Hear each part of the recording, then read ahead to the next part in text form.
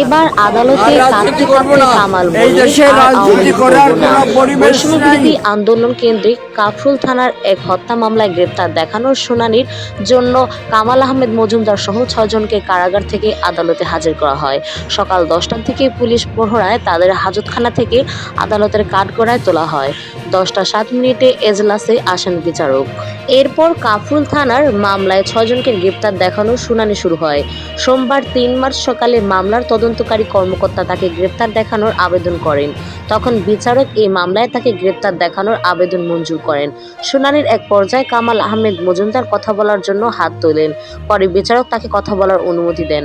তখন কামাল আহমেদ মজুমদার আক্ষেপ করে বলল, আমার ৭৬ বছর বয়স, আমার চোখে সমস্যা, ৭০% নষ্ট হয়ে গেছে। আমার পরিবার সম্পর্কে কোনো খোঁজ খবর নিতে পারছি না। আমি মৃত্যুর আগ পর্যন্ত আওয়ামী লীগের রাজনীতি করব না। রাজনীতি থেকে ইস্তফা দিলাম। আমি আওয়ামী লীগের কোনো পদে নেই।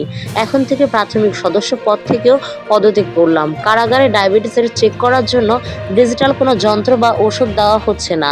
এমনকি পবিত্র কোরআন শরীফও দেওয়া হয়নি। একের পর এক মামলা দেওয়া হচ্ছে।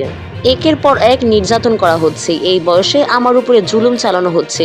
আল্লাহকে ডাক দেওয়া ছাড়া আর কোনো উপায় নেই।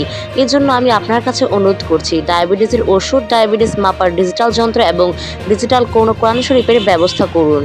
এ সময় বিচারক বলেন, আপনার সবগুলো দাবি আইনজীবীর মাধ্যমে আবেদন করুন। এরপর বিচারক তাকে গ্রেপ্তার দেখানোর আবেদন মঞ্জুর।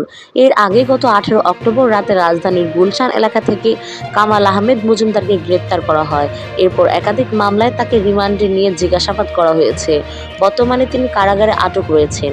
মামলার সূত্রে জানা যায়, বৈষম্যবিরোধী আন্দোলন চলাকালে গত ১৯ জুলাই বিকেলে রাজধানীর কাফরুল থানাধীন বিআরটিএ অফিসের পেছনের রাস্তায় গুলিবিদ্ধ হন আতিকুল ইসলাম।